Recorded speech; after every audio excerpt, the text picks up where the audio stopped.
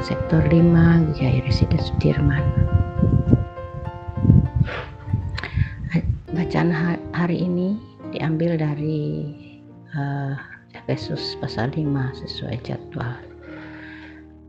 Demikian bunyinya, ayat 1 sampai dengan 21 diberi judul Hidup sebagai anak-anak terang.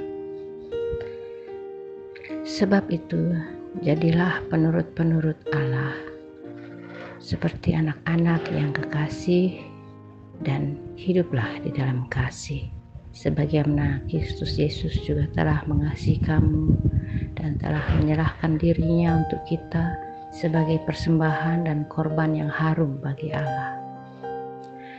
Tetapi percabulan dan rupa-rupa kecemaran atau keserakahan disebut saja pun jangan di antara kamu, sebagaimana sepatutnya bagi orang-orang kudus. Demikian juga perkataan yang kotor, yang kosong atau yang sembrono, karena hal-hal ini tidak pantas. Tetapi sebaliknya ucapkanlah syukur. Karena ingatlah ini baik-baik, tidak ada orang sundal, orang cemar, atau orang serakah. Artinya penyembah berhala yang mendapat bagian di dalam kerajaan Kristus dan Allah. Janganlah kamu disesatkan orang dengan kata-kata yang hampa, karena hal-hal yang demikian mendatangkan murka Allah atas orang-orang durhaka. Sebab itu, janganlah kamu berkawan dengan mereka.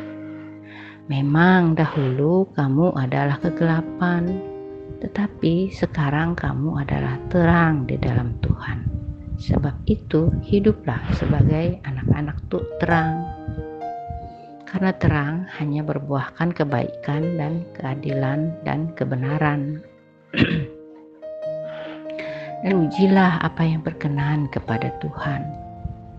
Janganlah turut mengambil bagian dalam perbuatan-perbuatan kegelapan yang tidak berbuahkan apa-apa, tetapi sebaliknya telanjangilah perbuatan-perbuatan itu, sebab menyebutkan saja pun apa yang dibuat oleh mereka di tempat-tempat yang tersembunyi telah memalukan. Tetapi segala sesuatu yang sudah ditelanjangi oleh terang itu menjadi nampak, sebab semua yang nampak adalah terang. Itulah sebabnya dikatakan, bangunlah, hai kamu yang tidur, dan bangkitlah dari antara orang mati, dan Kristus akan bercahaya atas kamu. Karena itu perhatikanlah dengan seksama bagaimana kamu hidup. Janganlah seperti orang bebal, tetapi seperti orang arif. Dan pergunakanlah waktu yang ada, karena hari-hari ini adalah jahat.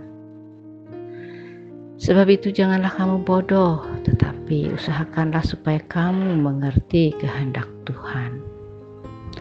Dan janganlah kamu mabuk oleh anggur, karena anggur menimbulkan hawa nafsu, tetapi hendaklah kamu penuh dengan Roh. Dan berkata-katalah seorang kepada yang lain dalam mazmur, kidung puji-pujian dan nyanyian rohani. Bernyanyi dan bersoraklah bagi Tuhan dengan segenap hati. Ucaplah syukur senantiasa atas segala sesuatu dalam nama Tuhan kita Yesus Kristus kepada Allah dan Bapa kita. Dan rendahkanlah dirimu seorang kepada yang lain di dalam takut akan Kristus. Bagian selanjutnya diberi judul Kasih Kristus adalah dasar hidup suami istri, meliputi ayat 22 sampai 33.